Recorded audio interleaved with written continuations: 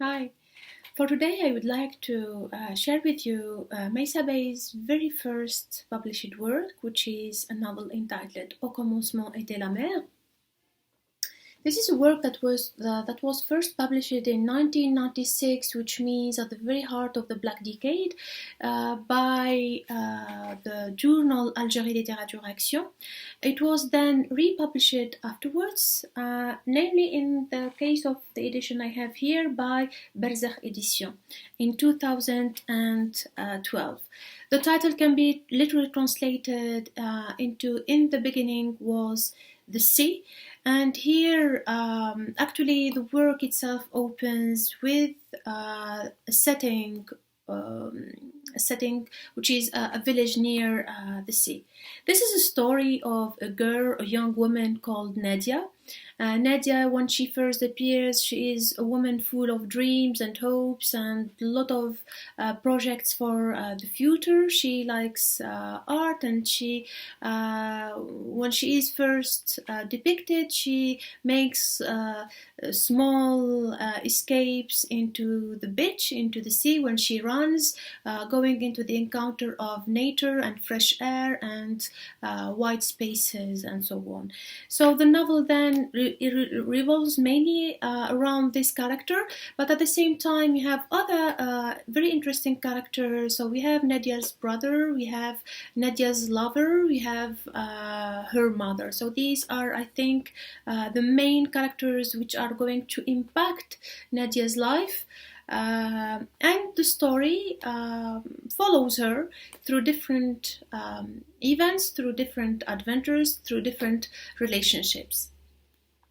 The novel is built mainly around, I would like to say, some binarism, so some oppositions. So we have two major settings. We have on the one hand the small village near the beach when Nadia first appears, Nadia first appears, and on the other hand we have the city of Algiers, which is the capital, which is depicted as a city which is falling apart. So it is very, I would like to say, gloomy atmosphere that really contrasts with the shiny and positive first setting. At the same time, we have oppositions between the peacefulness of the first setting and the violence that characterizes the other setting. We have kind of contrast between love and hate, between the past and the future, between tradition and modernity,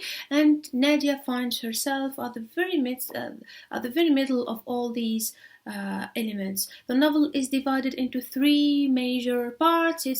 Each part is going to focus on one particular phase in Nadia's development and Nadia's life. This is, I think, a very, if I can use this term, a very tragic novel, because again it really depicts not only the story of Nadia, but also it depicts the general context of the period, commonly known as the Black Decade. In this passage, that opens actually the second part of the novel, we can read. So I would like to share with you this this short passage. Septembre sur Alger. Un soleil inutile traîne sur ses rayons encore vifs sur les façades indifférentes des immeubles de la cité, sur les broussailles desséchées des terrains vagues tout autour et les rues poussiéreuses, sur les visages préoccupés des passants. Une atmosphère étrange pèse sur la ville, comme une attente de quelque chose qui ne vient pas. La pluie, les nuages sont ailleurs que dans le ciel, attente fébrile, accentuée par la chaleur des jours et des nuits interminables.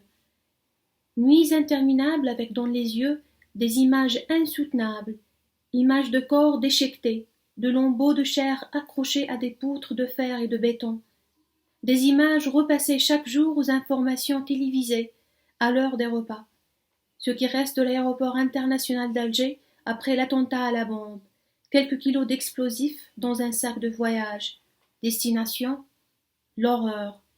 Une déflagration dans un ciel d'été, un jour de lumière et de soleil.